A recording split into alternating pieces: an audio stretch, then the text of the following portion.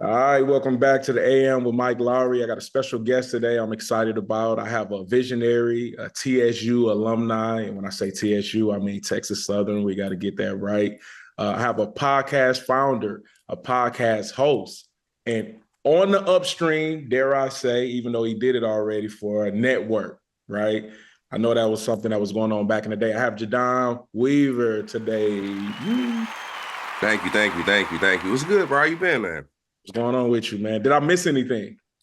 Nah, I think you covered everything, bro. I think, the dope thing about us is that you were around from the inception, right? So, we'll get into the journey, but like teaching me how to record and the fights that we had at the studio, not between us, but the owner not, feeling like a podcast was worth opening up for, which is kind of what prompted, learning things. It's like, we'll be, Michael called me like, bro, they're not going to open the studio for our podcast session, which I think today would change immensely. You know what I'm saying? But that kind of speaks to the struggle that we went through, in the beginning stages. But no, I'm honored to be here, bro. Thank you for having me.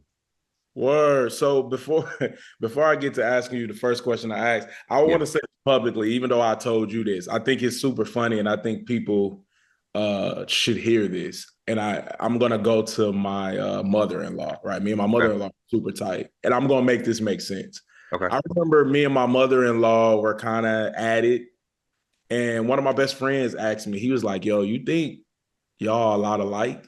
And maybe like you, I'm like, no. Like, and I had to think about it. I'm like, yo, maybe you're right. I'm like, yo, I do that. I really had to think about it. Right. So when you came to the podcast, I didn't even talk about the co-host. When you Yeah. came, the way that you was in that room, in my mind, I said nothing out loud because it was all business. It's not Yeah. time for you to have emotions.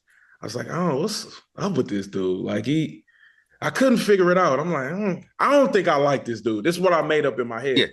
Yeah. And I kept looking and I looked at the way and what it was, and this is what I admire about you. You're very sure about what you know. Self-aware is what people call me every day. You're very aware and self-aware of what you want, what you don't want, how stuff gonna be, how it's gonna all fill out. You thought about it all. And it shows when you in a room. And when I thought about it, again, I just didn't say anything to anybody. I'm like, Yeah.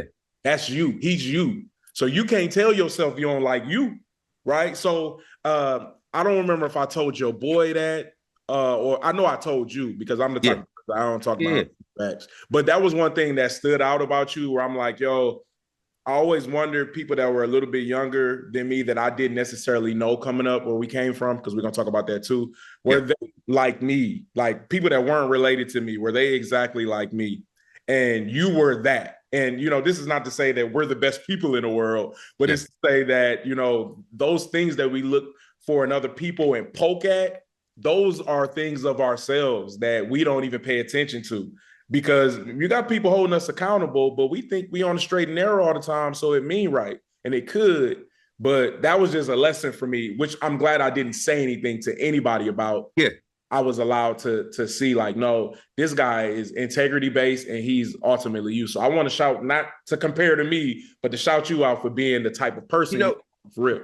so the funny thing about that is that like when we got together, it was literally, hey, Nitty, I need a spot to record. Nitty's like, yo, I was just doing some work with my man out there. Let me sync y'all. So this wasn't a relationship that we had prior to, Right. literally a friend of a friend, linking us together. And I remember distinctively moments being in the studio where it's like, okay, I want the intro music fading out at 27 seconds exactly, right? And like, or hey, we're gonna cut this piece out of the pod, but it has to be right here. And there was one particular time where, and this is where I kind of said to myself, okay, let me start soaking up some game because I know what I want, right? And I'm very particular. And when you're the engineer, and I've been on this other side because I've done podcasts for other people, and I could sense like, okay, I'm asking for a lot from this guy, and so and that's what I would tell my co-host, like, hey, when we're on these mics and we're drinking and having a good time, like make sure you're aware of what you're saying because it kind of cuts out some of the additional work. And I think it just kind of comes from, the both of us being, very particular about our work, right? And I think you did a phenomenal job and kind of taught me the importance of audio quality. That's kind of where, once the podcast, boom came, cats are recording from their phones, and, you got trains in the background and microwave, what I'm saying? It's like a lot of things that, just wouldn't be appealing to me. I can't listen to stuff like that, So I think, just kind of going through that with you, bro. Like, listen, I know who I am. I know how I am, and I appreciate you for keeping it business, because it could have easily been like, hey, not my type of guy. We're done, and then we're not here today. Like, I think the beauty of it is that when I see you anywhere in the city, it's always been love. If you need something from me, I got you, and vice versa. So, hey, man, it's Don't part of shout each other out this is gonna be a podcast. the My brother be like, you always giving people love. I'm like, man, I can't stop. But I appreciate that. And I'm going to dig to you too, because it's really about appreciating you. Yeah, So absolutely. my first question I always ask my guests today, right now, how are you doing? Forget the creativity and all of that. Just how you doing? Today I am I'm indifferent. So I'm currently coming off of a layoff from a company I was with for 5 years. And you kind of go through that emotional roller coaster of, committing so much of yourself, and then, kind of recognizing that, yes, you too are just a number, right? And I'm better with it today, because it's something that I've seen, throughout my career, right? It's kind of part of, that corporate structure, right? And like I was talking to you, I kind of been sitting here as I've been interviewing and applying for different roles. I've been playing around with the microphone. Like, I've had time again, and I would say I'm tired right now because I was up all last night, just kind of preparing for this moment, right? Just practicing on my microphone, trying to get, because, it's natural for me, but I also take it very seriously. So it's like, I got to get some shots up in the gym. I can't just go. Mike want me to come run a full court, and I ain't got off the couch in like 3 months. How good am I going to be? So right now I'm tired. Right now I am. Um, I'm rebuilding myself. I took a confidence hit. You kind of question yourself, and your value, and your capabilities, and so I'm in this rebuilding phase. I think that's the best way to categorize it. I can't completely agree. Without talking too much, I'm super tired too, because I got other stuff that I'm not going to say attempting to do, but I'm Yeah. in works of them. And it's a lot of other stuff. And, life don't stop. And I'm not saying that to just push stuff aside, but life don't stop. But I think you understand this, and the people that understand this. When you're passionate about something, that's something that will that'll give you a little more energy. Like, if this was anything else, I might have just been like, nah, I'm not going to do it. So that means a lot. But what I will say on this podcast, even though we got the mental health, right now in my life, when you say rebuilding, I'm at the lowest financial point I've ever been in my life. And I've been working since 14 years old, but I have the most peace I've ever had in my life. And like you said, we're rebuilding. I see exactly where it's about to go. I see my self-value going up. Like, I'm not worried about it. I'm worried about it for the sake of my family, because, Yeah. we got to eat. Because I got laid off too. I got laid off 2 years ago. Okay. But I never man, I always been like, I'm going somewhere else here. We're going to get to it. But I told my mother like 15 years ago, maybe longer than that, when I left the hospital, I left it for music because I thought I was going to do music for a living. I never wanted to do anything Yeah. other than that. And she was like, you going to quit that job without the 2 weeks? I was like, yeah, I'm not going back there. I was like, and they would fire me if they wanted to. Like, and she was like, I don't know, moms, they old school. So they Yeah. like, oh, I don't think that's smart. Like, you want to leave the door open, you don't want to burn on bridges. I was like, Ma, I ain't asking you. You know what I mean? Like, this is what I'm doing. I'm making money over here. And I never did apply back. I did think about it though. But I'm saying that to say that when you say we're realizing we're numbers, I think a lot of people realized that during COVID, when it really hit bad. But I was just sitting there, not in arrogance, but it's like, man, I've been trying to tell y'all before Dame. I've been trying to tell y'all, like, yo, I'm not saying come over here with me, be independent, but I'm saying, yo, when they have a need to let someone go, they're going to do what they have to do for their bottom line. And it's not personal, and we take it personal, but they just doing what they got to do. And it's like, all I did for you, it's just like buying a house. It's like, Yeah. you develop equity, and there's positives to renting. That's another conversation I had with my mother, where, you should own a house by now. And it's like, says who? Like, Yeah. this is your life. That's your life. That's not my life. That's a whole nother story though. But what I want to dig to you first, I'm assuming you're from Mhm. Milwaukee, Wisconsin. I know we both in Houston, but you're from Born born and in raised, Milwaukee. yes, born and raised in Okay. Milwaukee, Wisconsin. When you were coming up, what for you, let's talk like we not from the same place, right? What Okay. was the creative culture like for you coming up in Milwaukee? It's funny because it wasn't until I moved to Houston that I realized the true value and where I came from and like just how different and unique my people were. And I had one of my homies, he passed away, named Dave. Those. Well, I used to tell my friends in Houston, like, yo, y'all gotta meet more. And this is kind of move into how egos and opinions blossom because I've only been myself, right? And as much as I've known amongst my peer group, I had been the only person from Milwaukee, in Houston. So like around my friends, everyone is always looking to validate, okay, is he who he presents himself to be? Like, is there other people like him, or is this guy just some, recreated version of himself in college? You know what I'm saying?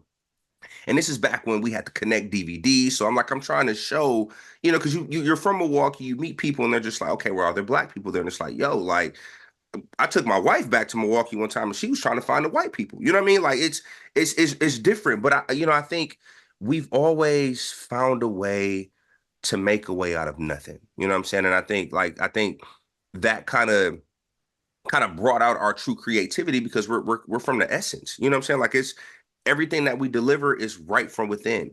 And I talk to my homeboy Ray Nitty a lot because he talks about maintaining the talent in Milwaukee and trying to figure out ways to grow and like bring visibility. And it's like, well, it's kind of hard to grow staying put because I'm not who I am today if I didn't leave and get new culture in Houston, meet my homies from the Bay Area, have my people in Baltimore, and I think, just Milwaukee has always just been a really funny place, because like just naturally we've gone through so much.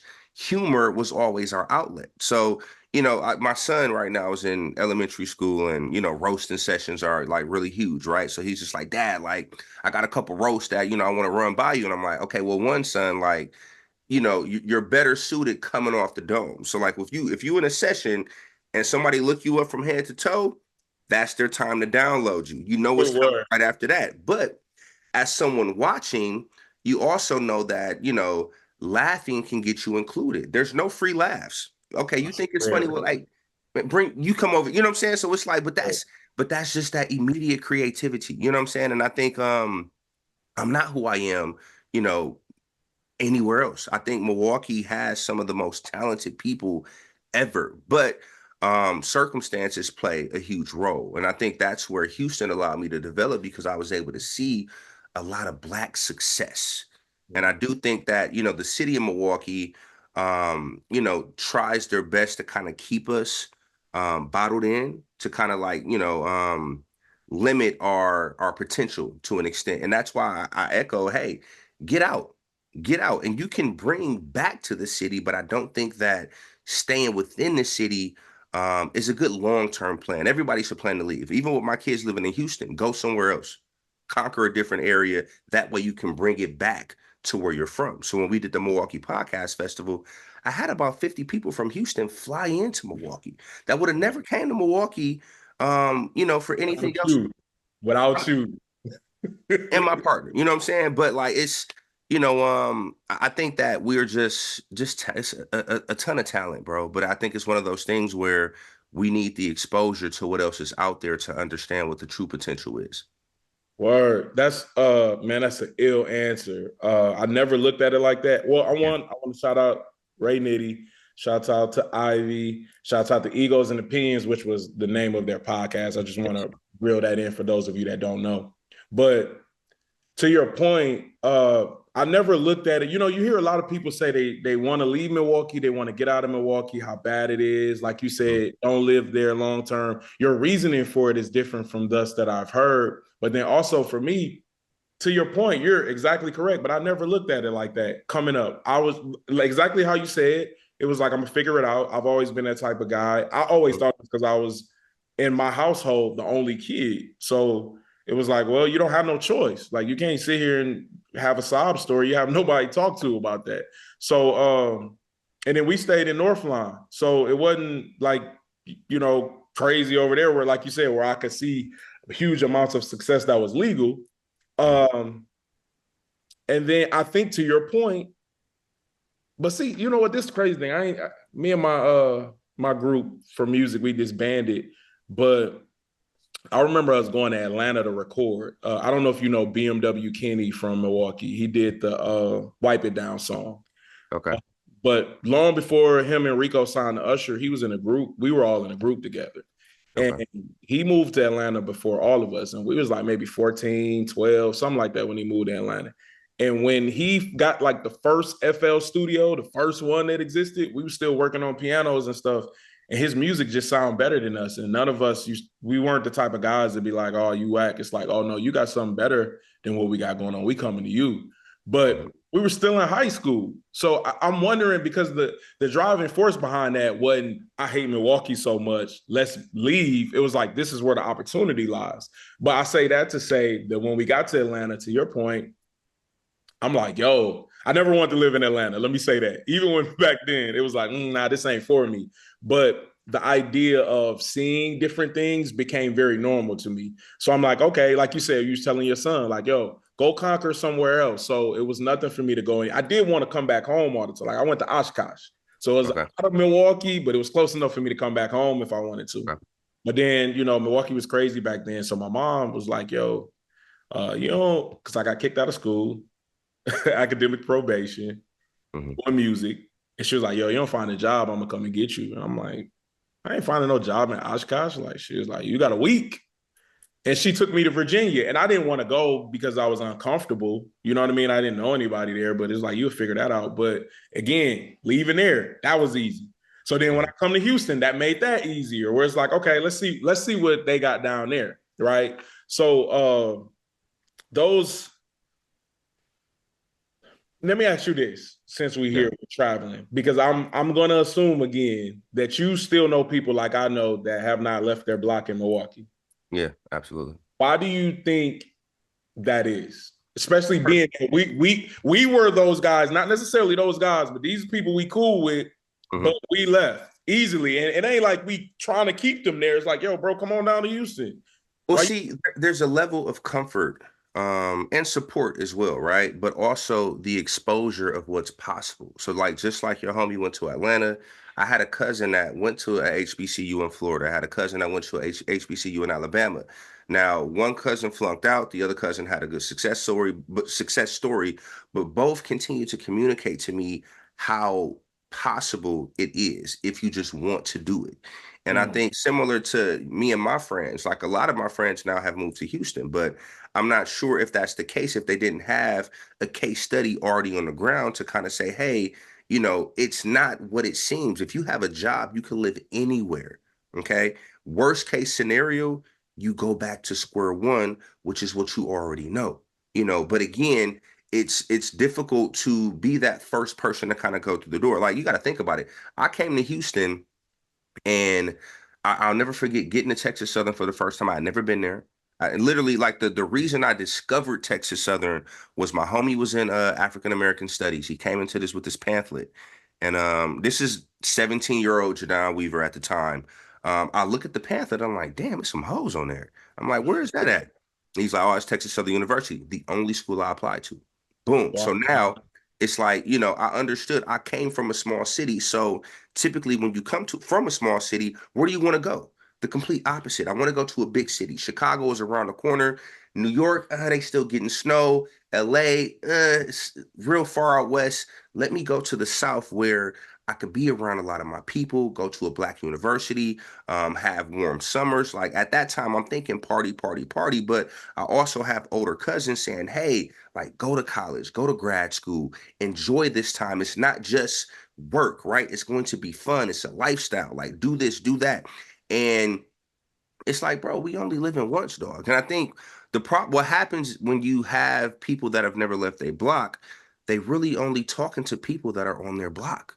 And they don't have anybody that's willing to, like, even some of my partners that live here, bro, come stay with me for a couple weeks or a month, whatever the case may be, like, just so you can get the lay of the land, And if you ask anybody that came to visit me in my heyday of what 22 to 27, like Mhm. heavy itineraries. Like I'm almost selling the city to individuals because I've known what it's done for me. And Right. and I think, I also have cousins that, I look back and it's like, damn, like I could have probably, communicated, my journey a bit more, because again, when I got here, I was by myself, bro. I got shot my first summer in Houston, and I had to have my mom's friend's cousin come pick me up because we had no family in the city to come support me. You know what I'm saying? Like I got dropped off from the hospital in a cab, and I crawled to my dorm room because my ankle was shattered from the bullet wound. I didn't have insurance. So like they just wrapped me up in gauze. So like I had no one out here to kind of help support me in that journey. You know what I'm saying? But Oh, let me stop you there. I hate cutting people off when no, they you're talk. fine. You're fine. Um, I got it, man. This takes me to a whole nother question now.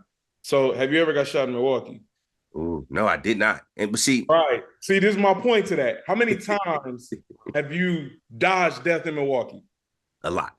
Okay, so my question, and you can go back to what you were saying, but my question is, how do you come down to Houston and get shot? How did that make you feel like for the whole Bro. totality of that?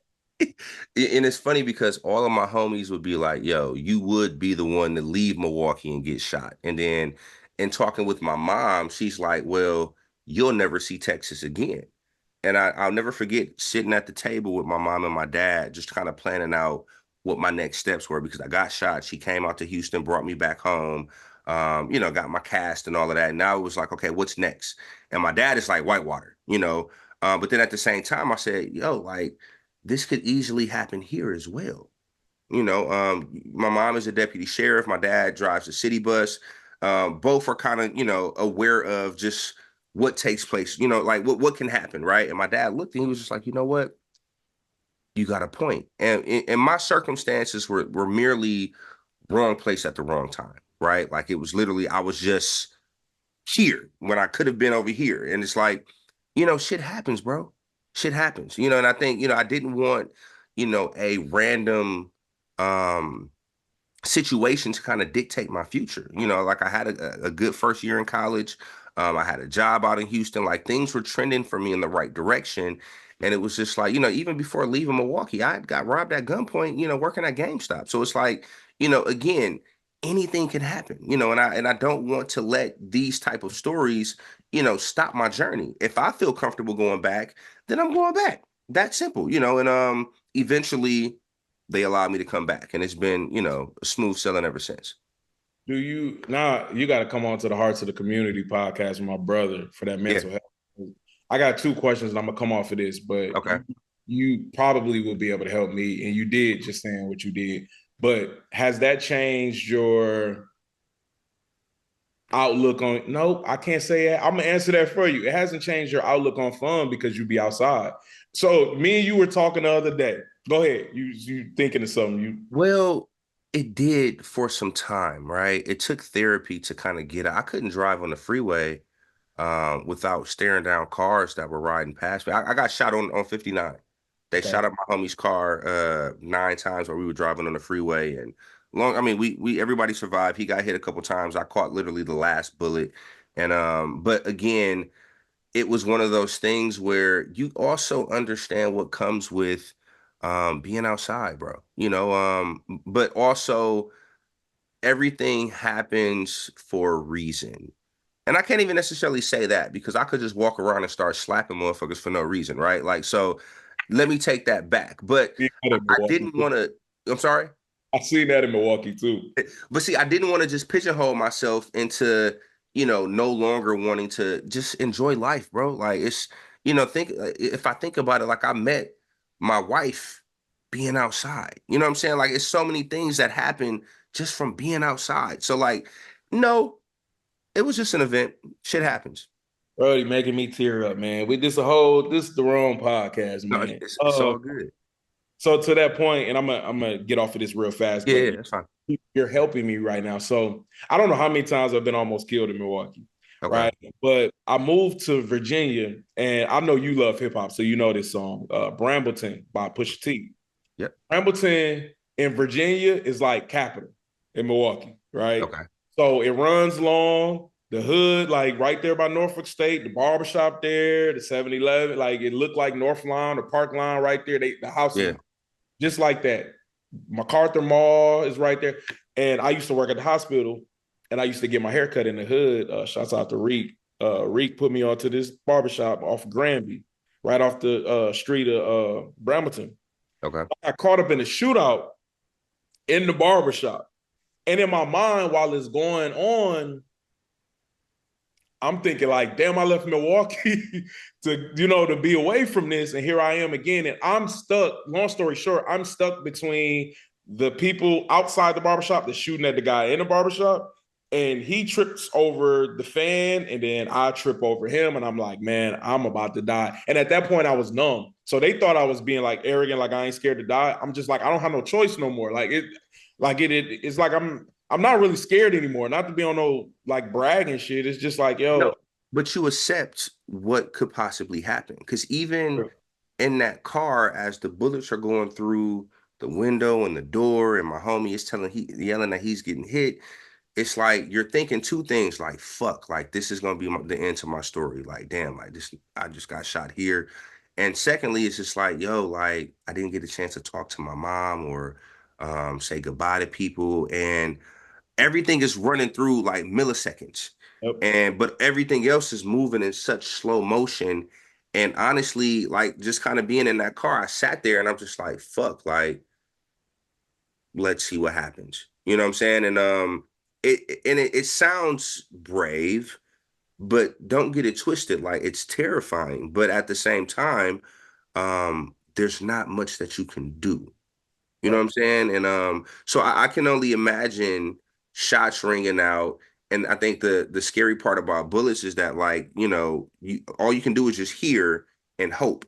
Like you're kind of looking to feel something. Like even when they were like, I saw my leg jerk over, and now I see smoke coming up a circle in my jeans, and then I wiggle my toes, and now I'm feeling the pain through my leg. And the first thing I did was the worst thing I did was call my mom. Call my mom at like 2:30 in the morning. I said, "Mom, I got shot, but I'm gonna call you back." Boom. And then I'm calling 911. So as she's calling me, I'm on the phone with 911. So I'm not picking up for her. And I can only imagine what she's going through in that moment. So as you're in that barbershop, again, you don't have visibility of who's doing what's coming where. You're just trying to find your exit. And in that path of trying to get out, if you get hit, you get hit. But you got to do something. I couldn't do nothing. This goes to my point. It's a huge exit sign in the back. Now, mind you, like you said, it's DVD era. I'm up front looking at the DVDs. So when they get to shooting at each other, I'm the last person to run because everybody else is seeing it. I'm right at the doorway. So when I go to the back, it's an exit sign, but ain't no exit. So I'm like, and this is where you help me at. That is why I don't be outside. That exit sign, it ain't nothing to do with, has something to do with that whole scenario. But I have issues with big crowds because I can't control what's gonna happen, where I'm gonna go. I'm all like you said, you looking, I still be looking, especially with these crazy stuff going on in the world outside of the hood stuff. I'm just always observing, I'm always paying attention. I ain't got no enemies, but I'm always looking over my shoulder, like what's going on, and I can't enjoy myself. So, and my wife gets it now. She was like, okay, I understand now why you would look at the exit signs and we on a date and all of that. But I think to your point, when you talk to someone specifically that has been where you've been exactly and has overcome that, and the situation has been worse for them, you can look at things a little, because my dad didn't even know. He was like, man, I ain't know nothing about it. I was like, I ain't telling them. And like you, I don't be going around bragging. When I was in rapping, back when I was a rapper, I wasn't telling my own personal stories. I talk general, but I wasn't one of the ones that would be bragging about the stuff that happened to me, in Milwaukee. I always rep where I was from, but it was eating me. I don't know if that's a pause moment, but it was killing me.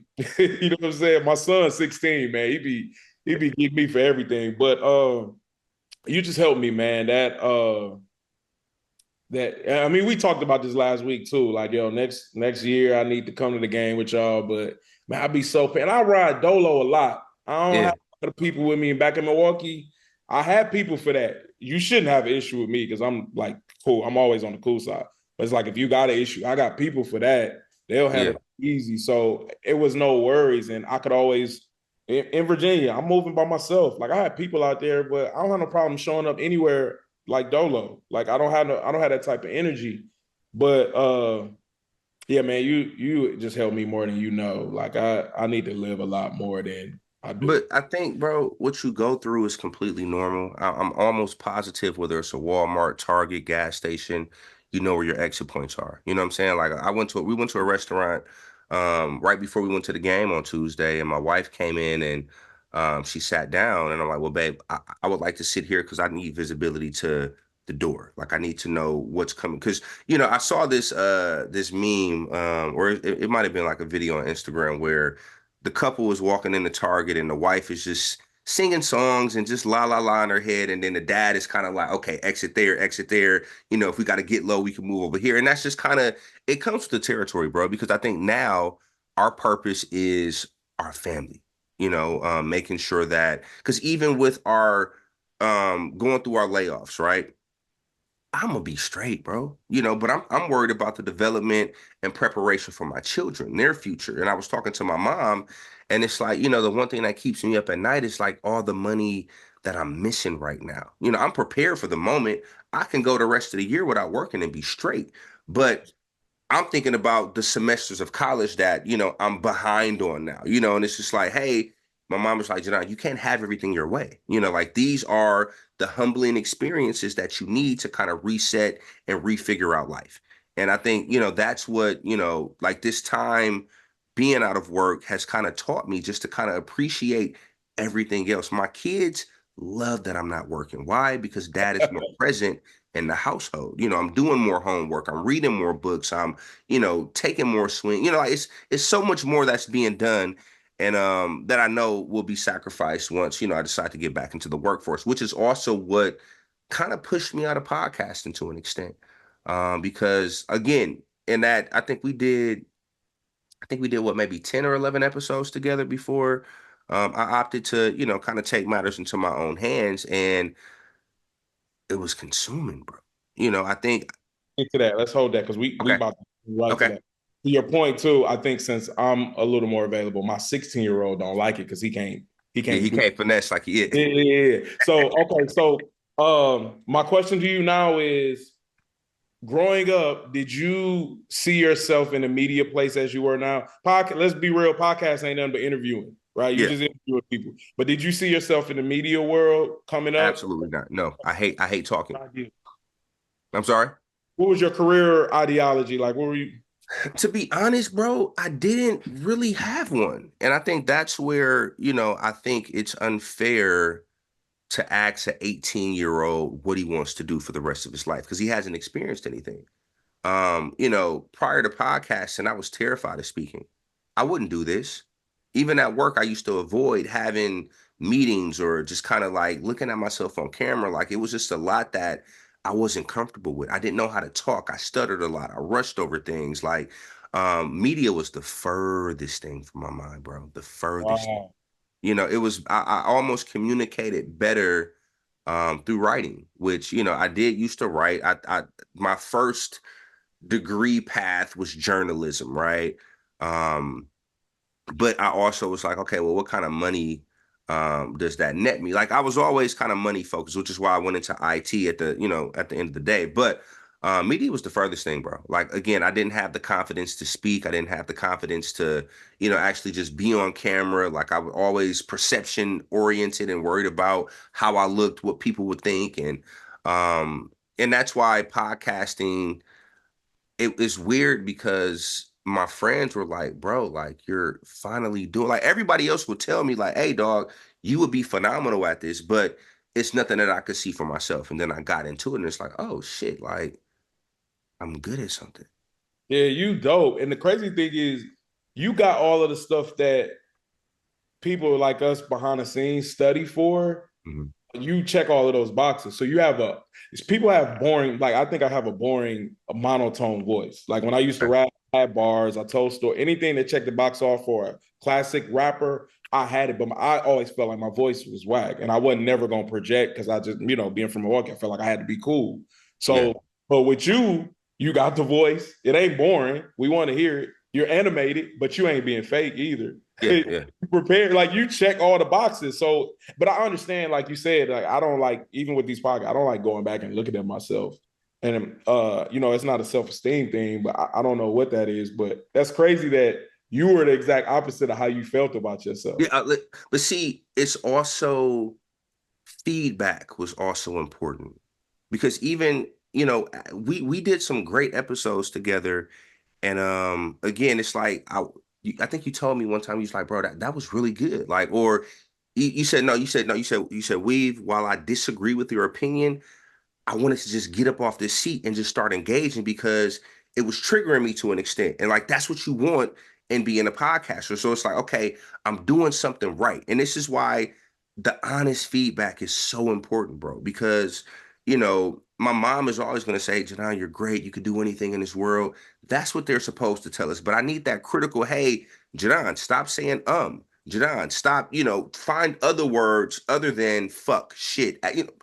Forgive me if like, but that's part of the journey, having a swear jar, like trying to challenge yourself to utilize your vocabulary, like back in not elementary, but like in high school, bro. Like the first time we learned miscellaneous, right? Like we used to be enamored over just multi-syllable words, and just trying to figure out ways to sound intelligent to kind of mask what we didn't have at that moment. But like just honestly utilizing your brain. Like, hey, find another word. I tell my guys all the time, like, listen, bro, like there's other words to use.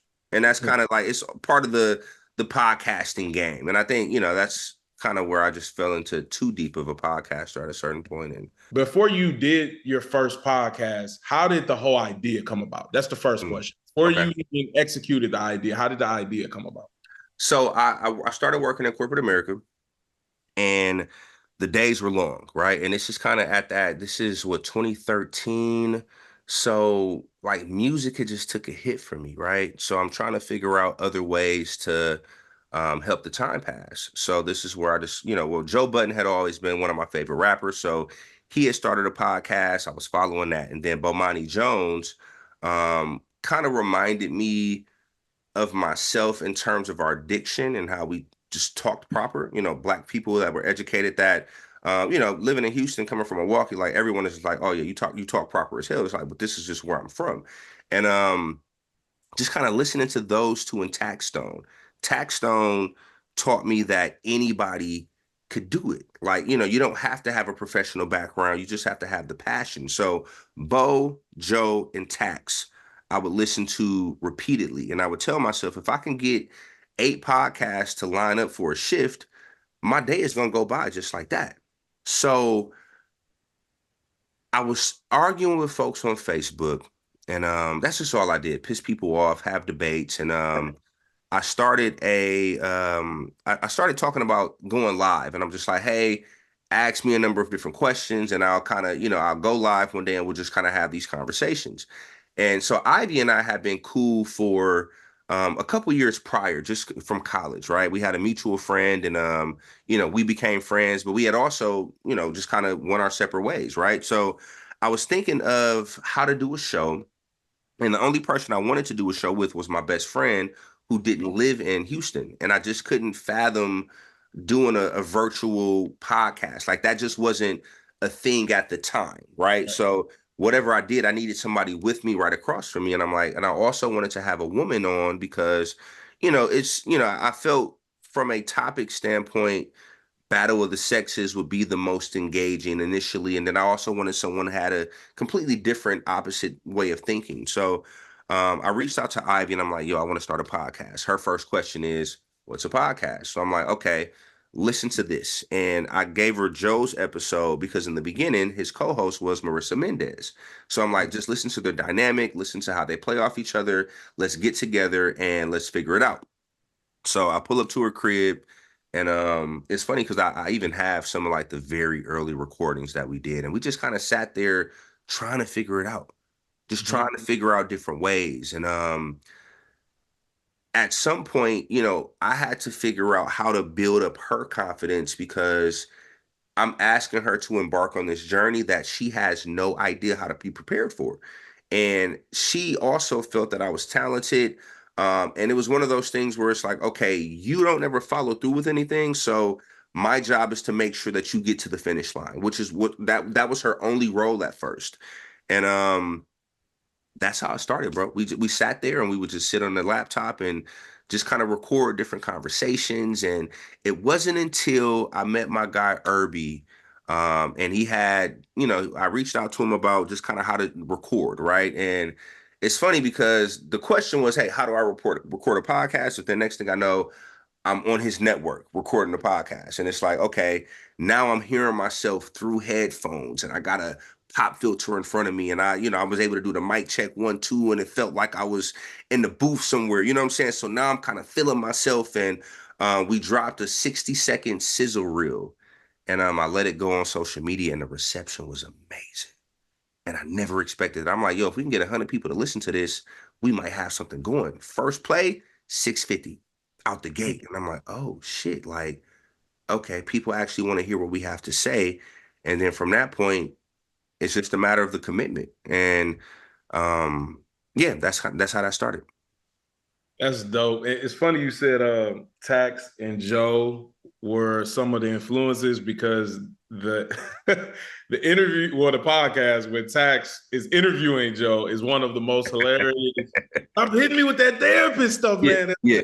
He rolling. But okay, cool. So y'all figure it out, and it sounded like you were. And again, this goes back to Milwaukee. It makes me feel like how I was creating back in high school. Like for you to say, look, this is really what you're saying. Without I'm paraphrasing. We about to Yeah, sit here and practice until we figure it out. A lot yeah. of people don't care enough to think like that. It's like, let's go with this, and it's like, no, Yeah. we're not ready yet. You know?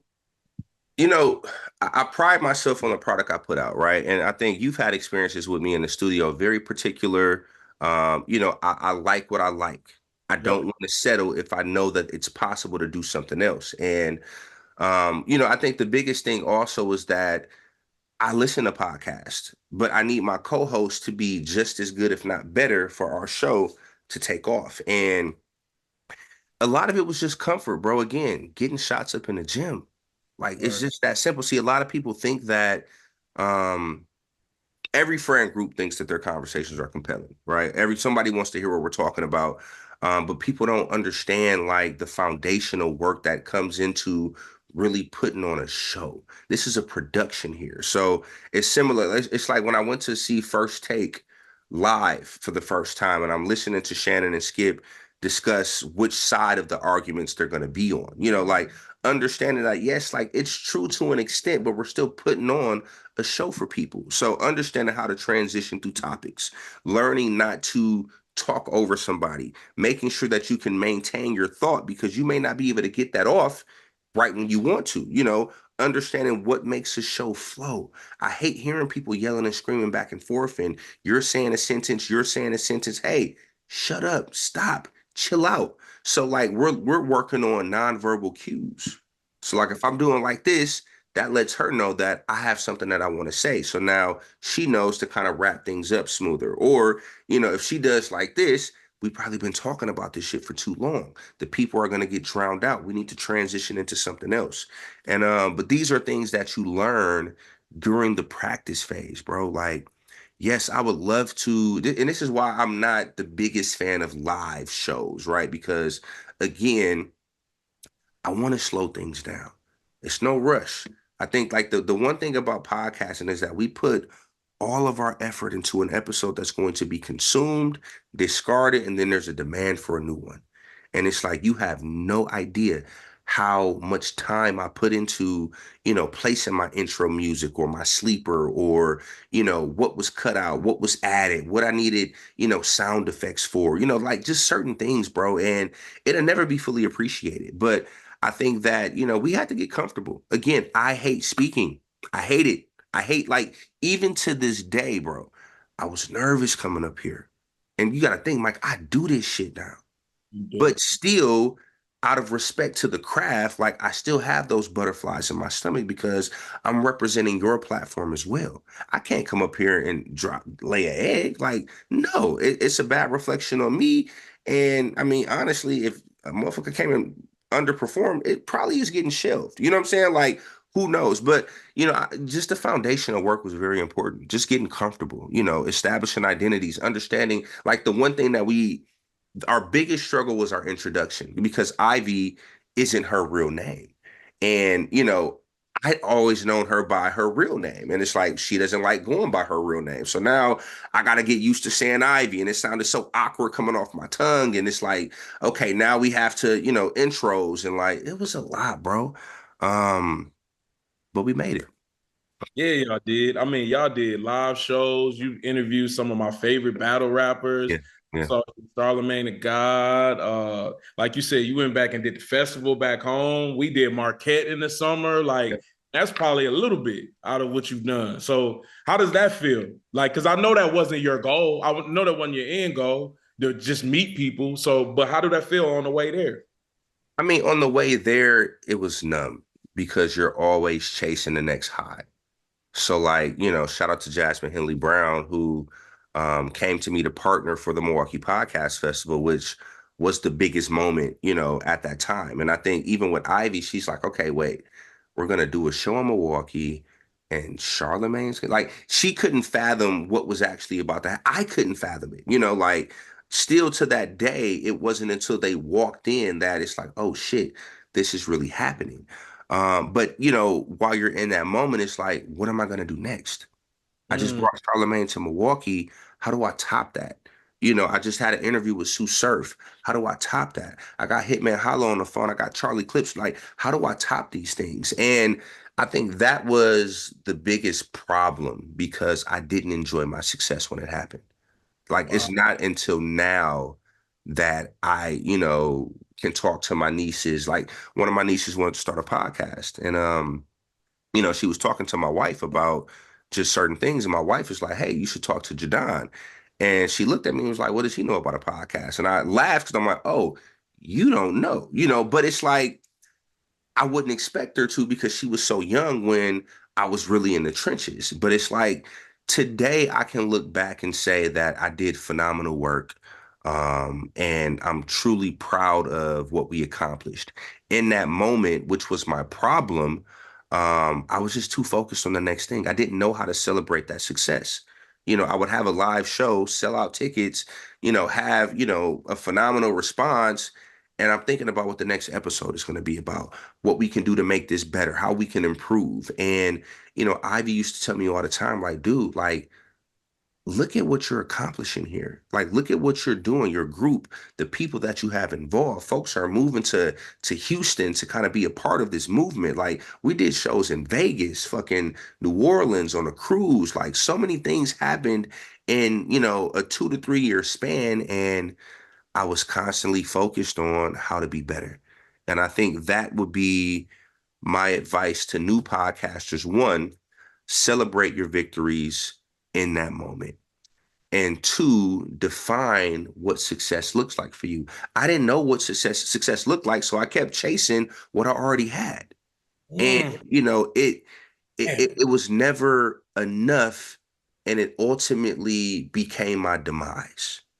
And that's where, because when I talk to people about how I feel and how I felt things were, they look at me like I'm crazy. Like, bro, you like, what are you talking about? It was the hottest shit, like, and I'm like, oh yeah, but we could have did this and we could have did that. And it's like, I would have grabbed myself and just said, snap out of it, bro. You had Charlemagne in Milwaukee doing a show at a free venue that was sponsored to you. You know what I'm saying? Like Sue Surf comes in for his first battle coming out of jail, and he comes to you to put up his meet and greet. He comes to your studio to have his first interview leading into the podcast.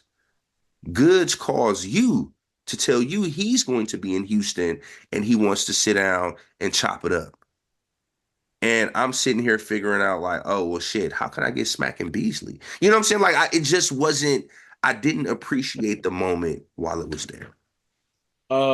Man, You can take away all of that and you still dope, right? Because I mean, and we're not going to discredit that because that's dope too. But I say that because I be lurking your page without saying anything Yeah. just to be happy. Like the engagement that you still get, you just might say one line and you Yeah. gonna get hella engagement. And I'm like, yo, it's one of those things where you see because we're exactly alike. The only difference is I knew exactly what I wanted to do at like 7 years old. Like I knew I Okay. was doing music. There's no question about it. It was nobody stopping me, some form of fashion. But what I learned, to your point, I don't talk about myself either.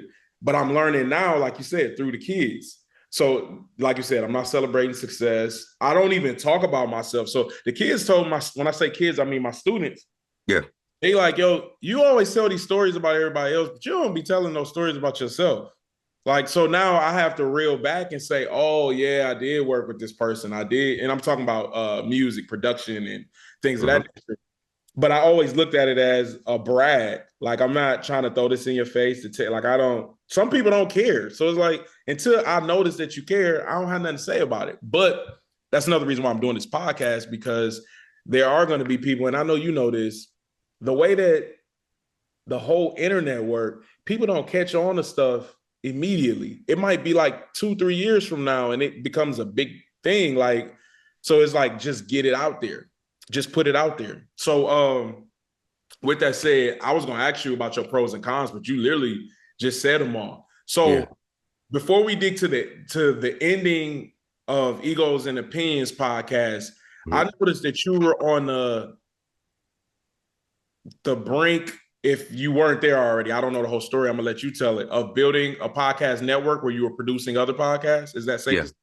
Yeah. Yeah. How did that come about? Like, and what was that whole thing? Well, so once I started to produce my own content, because again, I think it was less about, I think what we did together was phenomenal work, but the studio just didn't respect what we were doing. So there were times where they didn't want to come open it. And again, I had a schedule. If I drop on Wednesday, I'm dropping every Wednesday. Like that's just, there's no other excuse to that. So once you kind of gave me the gems on how to record, introducing me to Logic and just kind of, showing me the ropes to where, anything else I needed, I had to figure out on my own. Now, other people that are vying for studio time are coming to me to say, hey, like, could you record our podcast? And the first podcast that reached out to me was my homegirl, Lark and Nina, from Single in the Loop. And, it was actually dope because not only was I was kind of serving in that Parks role where, I'm producing and I'd have a mic if I needed to say something or if they wanted my 2 cents. And from that point, it just kind of started to develop. But at the same time, the start was also the end, right? Because like I'm starting to build this network, but then, I'm also overextending myself. At this time, I only had one child. And, my wife got pregnant. My fiance at the time, current wife today, was pregnant with my second child. And that's when we had our first conversation about support. Because I do think that as a father, you know, while I'm trying to be the biggest podcaster in the world, I'm also missing out on critical time with my firstborn. And I'll never forget just kind of being home, editing other people's episodes or thinking about my next podcast. And my son is pulling at my leg like, Dad, come play with me, come play with me. And as I'm still playing with him, I'm not present in that room because my mind is focused on my craft. And, I do feel like I shortchanged him much early on in his development because I just wasn't there as a father. And so it took for my daughter to be born for me to realize everything that I missed, you know, um, walking and, forming the first words. Like I would just come in and Jace is saying things and it's like, yo, like I don't remember when that happened with my son, but I'm enjoying these moments with my daughter. And that's where I had to look in the mirror. Now, I can say in retrospect, could I have done more to provide a balance and still maintain? Probably. Um, but at that time, I had been in the game for some time and strained a few relationships within, my network and my podcast. And ultimately felt like it was, best to just kind of walk away and just kind of focus on my family. So now, I'm turning into a baseball dad and a gymnastics dad and like, um, but to kind of get back to the network itself, I think at that point I started to take on more than what I was actually capable of taking on because I wanted to find ways to grow and be bigger. And, I would tell all my friends, like, hey, if we all had this voice and we worked together and like we could conquer all of Houston and we'd have a dominant market because there wasn't, I can say I had the biggest podcast in Houston by far. And, it was an untapped market that we could have brought more eyes and attention onto the city. And so I think attempting to start a network was the beginning of the end for me because, I hadn't mastered my time and flexibility within my own podcast. And here I am wanting to produce and support others. And as someone who's, you've done episodes for me, you know how tedious it is to have the edits or send in the final version and somebody come back and say, hey, minute mark 23, 49, cut that out or trim it down or fade it out, or I'm hearing this. And it was very consuming. And I had to make a decision, which, I'm completely happy in. But, I'm getting that itch back. My kids are older, self-sufficient. So my demand isn't as much as it was, but yeah, I had to learn a lot in the process, bro. Word. And shouts out to Bruce Bang. That studio that we were recording out of, he always allowed me to engineer in that room. But Yes. he did the engineering for Usher Super Bowl last year. Oh, wow. It's always dope to get that connection of Yes, amongst like, absolutely. two things with that, and we can roll out of that conversation. How many podcasts were you in production of producing at that time, Um, including yours? I had Single in the Loop. I had obviously my own egos and opinions. I was producing my own solo show, which was Extra Egos, and I can't think of the name. I had a music joint that I was trying to get off the ground, and then we were working on a lifestyle pod for Ivy.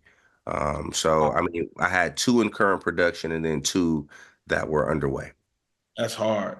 And then my question, not the prices, but were you being paid for all of that work you was doing? I was being paid from the external pod that we had. Single in the Loop was paying me, right? But again, it wasn't like because I was also trying to find a way to kind of undercut the competitors. So like I wasn't, it was work that I enjoyed doing. So I'm being, catching 50, $75 an episode. Like, but also I think that's another part of it, right? Like what people don't understand is that the money is not fast. It's not fast money in podcasting, like the deals and all of that. Like yes, they can be acquired, but it takes some time. Like we're talking 2017 to 2021. You know what I'm saying? Like that boom kind of happened, and the Joe Buttons and the Rogans and like they're the ones that are cashing in these checks. My funds came from live shows, merch.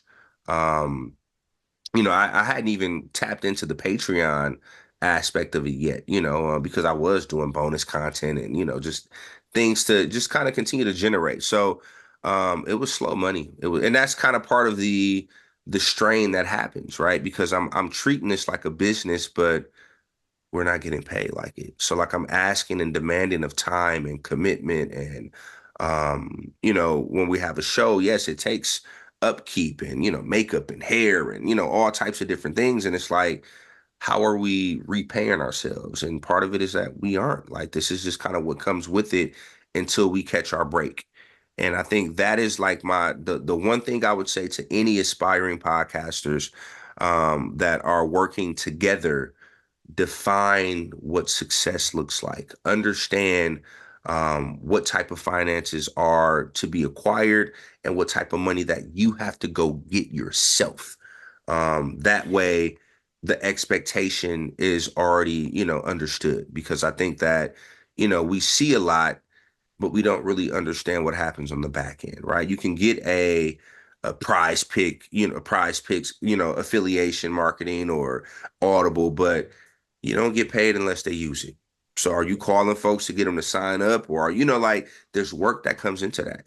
And I mean, and also like it's not cheap. These laptops, the software, the microphones, all of this costs money, storage, the hosting sites, like, it's a lot that comes into it. And as someone who at a certain point in time was paying for studio time, renting out spaces, and it became a lot. It became a lot. And I don't say that to, deter anyone. No, not at all. Because I think, again, what we did was phenomenal. But, there was a lot to learn and a lot that could have been avoided had we had a better understanding of all that we would encounter. So that's why I'm so open to sharing my experiences, because there's a lot to learn from my journey. Yeah, man, we a lot alike, because I said the same thing about music. I'm like, man, if we had have spoken about our goals and our intentions from the rip, because sometimes I ran into the same situation with artists where I wanted more for them than they wanted, and they, like you said, they were there for the ride to support me, but then I started looking for things out of them that they had no intention of doing. Yep. So like, yo, why you not doing this? And they don't want to say I don't want to do it, right? They're like, yo, I'm trying to help you the best way I can. But I learned that, like you said, stepping away from it, because now you can, kind of like Ivy was with you. She's not as passionate about it as you. So she literally can see it through a different lens, because you're so engulfed in it. You don't even, it's like, man, tunnel vision. I don't see nothing else. So it's good to have those type of people. And also I want to say, to add to what he said, when you're setting your goals, I want people to be realistic. And the reason why I say that is because all of the names he just said, Joe Rogan, Joe Budden, Shannon Sharp, these are people that have brands before the podcast, right? I don't even think it's arguable, but Joe Budden, they call him the godfather of podcasting because he was on it when it wasn't popular, right? So when you look at that, you're saying somebody that started something when it wasn't even a thing, which means he's already been known off of rap. He's already known off of being in the group, right? And now he's coming in. He already bringing people over, right? So when you measure yourself to that and say, I want to be like this person, look at it more like an influence and not what they have, because especially, and they do this in music so much. And it's another reason why I love looking at your posts, because a lot of the stuff that I want to say, you say, because I'm a lot like you. I don't like talking. So, and I'm real PC because I work with many different companies and brands. It's like, man, I can't, and I can't go there. Yeah, like, and I can, but it's like, for what? Like, I really got to have a reason for it. Like on this podcast, I cuss because I feel like it's more of me being the person that I would be in the studio, right? Okay. In the hearts of the community with my brother, when we mental health, my brother is 26. He's from Milwaukee. He cusses heavy. I'm being older brother. Hey, you really shouldn't shoot at that person. No, F that. We doing it, that type of vibe. But for me here, I just I want people to understand those types of things. Like, you really have to look at all, like, the totality of the brand and say, okay, well, who really came out of nowhere and is in the lane of, like, I'm going to go on a tangent here and then I'm going to ask my last question. But if you want to look at somebody that's successful and say, well, they're new, and look up, they got the same amount of success as a Joe Budden or close. You want to say Wallow, right? Say, most people would say that. Yeah. Again, if you look at his story, there's a background to that. He studied marketing. Gilly had numbers already. Wallow came out and he got his own numbers and added the data together. So it's not what you think it is when you say, well, he was in jail and he made it happen. You're leaving a whole lot of context out. Equity. I think, and I think with Joe, for an example, what people don't understand is that he has an audience that's going to follow him no matter what. Yep. And I think that's the secret to, why he doesn't feel the need to sign a major deal with, any of these podcasting networks. Like, his audience is going to support him. So to have a Patreon, again, when you start doing the numbers, I think they do 3 million views on a new release, and then Patreon, let's just say they got 10% of that, their viewership, to go to Patreon and pay $5, $10, $20 a month. That's sustaining, that's the business model there. And I think that, one thing that I noticed is that I did have an audience. I would have albums come out and my homegirl was just like, yo, I just scrolled your page to see what you said about the album. Like, what's up? Where the content at? And that's what kind of sparked like, oh, like, okay, people actually do care about what I have to say about things. So instead of giving this content to Facebook or Twitter, cultivate it and channel it for myself. And that's what, was ultimately the driving force to kind of create my own platform and, dictate how I wanted to communicate to my audience. Yeah, you dope, man. Shouts out to you. Shouts out to I'm throwing him. You haven't met this guy before, but Vince Fontaine. He's in Newport News, Virginia. But Okay. you all, well, y'all remind me of me too. But y'all are so much alike in that sense, and I'm alike there. The stuff that y'all say, I would say, but I don't Yeah. say it. So when you say stuff, I don't even like it sometimes, and it ain't to be on no hating stuff. It's No, just, man, it's me saying, man, people gonna think that I would say that, that. that That's how far I'm thinking. It ain't that serious, but that's how. But I'll be like, yo, he's so dead on. Especially you, the dude, Vince Fontaine, and my cousin. Y'all are the only three people that I will have a conversation with about anything with music, other than the people in the music industry that I know. yeah, Because there is no like I'm not about to argue like you no like we're not arguing about this. You don't have the info because also y'all can change. You can change my mind. I can feel strongly about something. You'd be like, nah, bro, because blah blah blah, and I'll be like, you know what? You're right. Ain't nobody else doing that. Don't yeah. nobody care enough. You know what Yeah. I'm saying? And I think that's the thing. It's a passion and appreciation for the artwork. And I tell people all the time, because they're like, Jedon, you're reading too deep. Like, I was just a podcaster. Like, and I won't say just, but in comparison to an artist or an actress, like, we're not pouring in just all of this work and equity for surface level consumption. Like, no, pick my shit apart because I went into it with that same, drive, right? Like when I'm watching movies, I have to hear the soundtrack. I want to hear the songs that are playing in the background because they kind of set the foundation for what that scene is going to be about. Like nobody is like, oh yeah, I just like that beat, put it in here. No, listen to the words that are being said right here. You know what I'm saying? And I just think that like all art forms should be consumed with that eye. Look deeper because the tea leaves are left there for the appreciation. It's kind of like my third time watching Breaking Bad. And it's like, oh shit.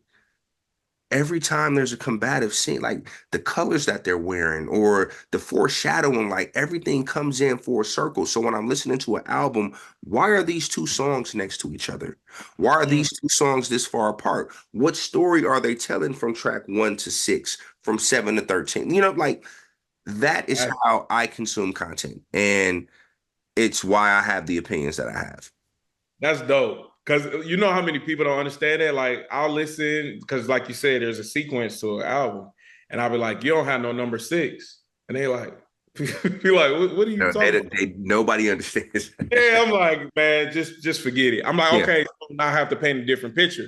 But it's dope because even people that aren't in music, people in music don't understand it. So you're outside of music and you understand it. And it's funny because when you say Breaking Bad, I see your post on Breaking Bad and Dexter, and I'll be rolling like, man, this guy be dead on. Like, but what was my last question for you regarding the podcast? Oh, not podcast. You can say podcast or you can say interviews. What are some of your top viral moments? And I say viral because sometimes they are not meant to be viral. They go viral, right? And that doesn't matter. I just want people to understand that. But what are some of you don't have to have a certain amount of numbers. They don't have to be 3 or 5, but things that stand out to you that have just stood the test of time. I think and this is maybe a biased one, but Joe Budden's views rant Okay. and how he was so passionate about how bad the album was, how it sounded lazy. And you fast forward 10 years or so later, and it's a highly regarded album. I think Joe even made the comment like, yo, like views, so how much? And I had the audacity, like that moment, I think Birdman's Breakfast Club moment, because As a content creator, when you have guests, you really don't know, what to expect when they come in from a mood perspective. And this is why, you also have to be mindful about what you say about people, how you say certain things, because I remember when I met DNA. And obviously, when you agree to come on the show, I think the right thing to do is kind of listen to some of the content. And I think so. DNA must have listened to the episode I did with Surf, My where bad, y'all. Sorry to cut you off. DNA is a battle rapper for y'all that may not know who yes. he is. Sorry about. So DNA listened to an episode I did with Surf where I told Surf like, yo, I felt you smoked DNA's boots. First thing DNA says to me, I heard what you said on that Surf interview. You know what I'm saying? And like, it wasn't intense or anything like that. It was more so just like, hey, like I'm aware. But in terms of viral moments, bro, I think let's see, Button, Birdman. Um, I'm gonna draw a blank, bro, because I think for me, they're also just moments. Right. And, I'm more of someone that likes to like I'm such a longevity forward thinking guy that like when I catch a moment, it's just that to me, a moment, process it and I move on. But I think that's also like just the social media era, bro. Like it's so much content. I'd have to go. I come from the Vine era where, like I felt like that was one of the greatest apps that didn't really get it's just do it set the foundation for what Instagram does, Snapchat success, TikTok success. Um, or one of my favorite ones, I got time today, the white boy. You know what I'm saying? Like just like certain, I believe he passed, rest in peace. But just kind of moments where it's just like, yo, is this really happening? And this is, it's part of why, I try to stay off of, the socials today. Cause have you ever went through that TikTok rabbit hole where you just start scrolling and you look up Yeah. an hour go past and it's like, fuck, like, what did I do at the time? And this is why I can't have any excuse moving forward about doing anything because look at where my time goes at times. You know what I'm saying? Like, and that's why even from a social media perspective, like my posts they aren't what they used to be. Like I made like, bro, I got so many drafts. I got some cracking ass drafts that just again, once you open that door, I still can't help myself. I like to engage. But yeah, man, I'm sorry I couldn't, dive deeper into the viral moments, but I Oh, think you those good. I got three. another question. Yeah, Something what you just said. What's your top three battle rappers? all time. Okay, no, I'm not gonna do okay. I'm gonna do my personals because I think all time Or your three, favorite? I yeah, say my your favorites. Okay, we'll do that. I'm gonna say Surf, Calico, and Goods. Calico and Surf, good. Calico, and Goods. I think Surf Ooh, gives you a mixture of aggression and performance and believability. Goods, I like just the slick talk. He just never looks rattled on stage. I was at that battle with him and Tay Rock, and just the way he controls the stage with his presence. He doesn't feel the need to do too much. He'll sit back, sip, and just get his bars off. And then Calico, um, he just has a way of saying things. Like he's not a master of anything in particular. He's just very good across the board. And I think those three guys are very hard to beat in battle rap do you does Goods give you Milwaukee vibes? all day, Okay, so all day, see again, you all when day, you say stuff, it be all day. dead on me. I'm going hollow. Okay. I'm going man, I had this conversation with my brother and I ain't got three. Hollow, I have to answer. I'm gonna go hollow. Lux ain't got enough for me. Lux be talking that. I'm gonna say hollow Lux just for the sake of answering. Yep. And not for the popular he Lux, he moved. Not that reason. Like I really like Lux. And I understand it. Like Yeah. hollow Lux, that third one. That third one could be Cal or it could be Pat Stay. Rest in peace. Uh, Rest in the reason peace. why I say that, I agree with you with Goods, but I also feel like Goods, I'm going to add to that. Goods is a very good, which I'm like this with basketball. Goods is on defense. Mhm. So when you're on defense, it's very hard to beat, which is like Pat Stay. Like he's just going to tell a joke and all of that stuff you just said, it ain't going to go no more. Yep. And or if I say some real stuff, which I like Cal, like, yeah, he said a lot, but I ain't lied yet. Like, you know what I mean? Like, like that is like, yo, what do you, if you don't catch that? So that's another reason why I like Pat Stay. I forgot who, oh, Lux. I'll get to Lux last. But Hollow, I feel like also checks all the boxes. Like Mm-hmm.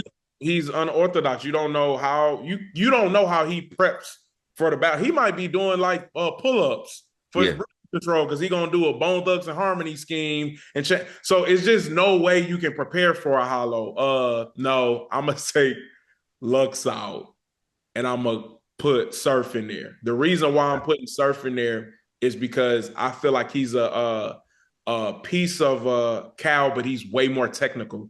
He really, if you listen to interviews, I'm talking to people that's listening. If you look at interviews with Surf, he really strategizes battle rap like basketball.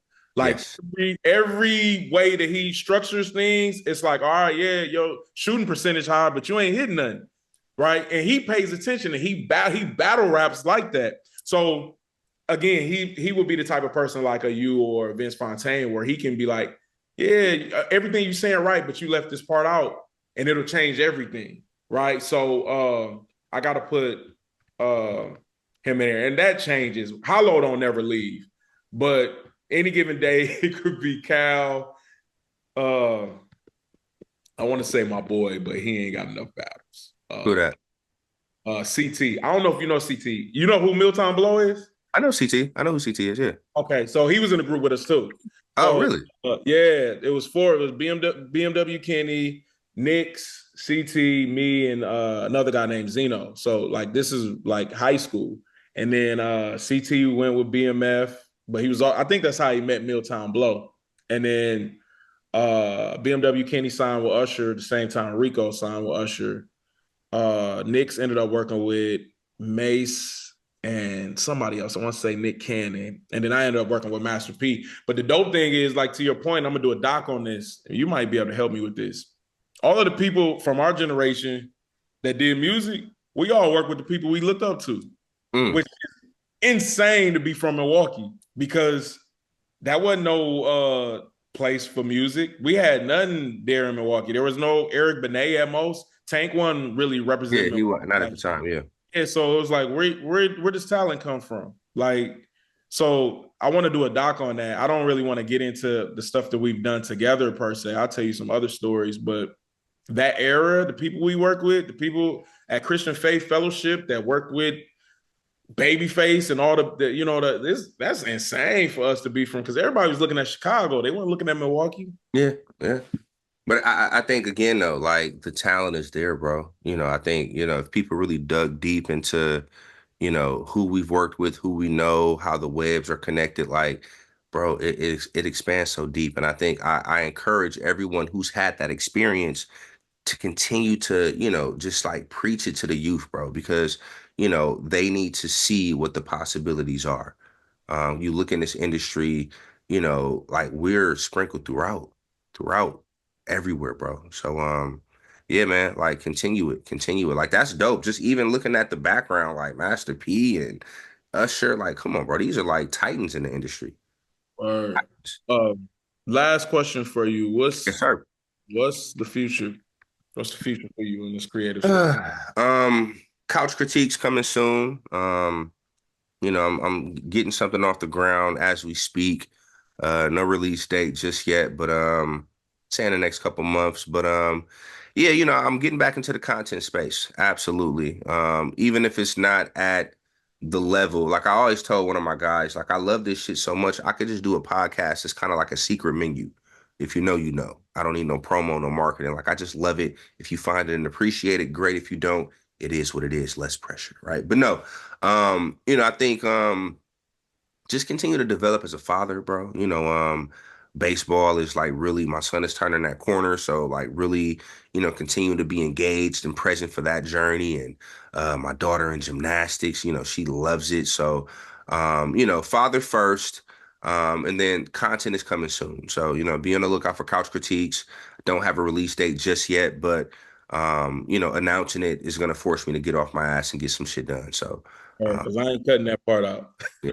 That's the Hey, but plug. listen, Mike, bro, thank you. Not only Thank for you. just, like allowing me to come on this platform, but helping me get to where I am today, because egos and opinions doesn't grow and develop if you didn't take the time to teach me, knowing that, hey, like I could be losing a customer, but like, the game is to be told, and like you did what I felt was the right thing to do. And I'm forever indebted. I think the Nah, confidence you still, not. no, I mean, listen, bro, like it's part of the story, bro, because you got to understand what I was going through. Part of me leaving that network was that, and I don't think I told you the story. So the ego scissor reel takes off, right? So my guy with the network is just like, okay, moving forward, my tagline needs to be at this part of the episode. And like, I just didn't like I didn't like the tagline. So I'm like, hey, just allow me to promote it. And then we could scrap the tagline. We'll mention the network, before and at the end. And he's like, yo, if my tagline isn't on this episode, you don't have an episode to drop. Mm. And that's when I left and I said, Nitty, I need somebody to record with. And he sent me your number.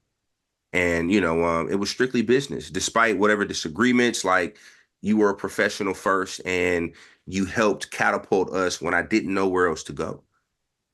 Like that's just, All over again, man. I mean, it's so much to say, but that was very easy. You made it very easy.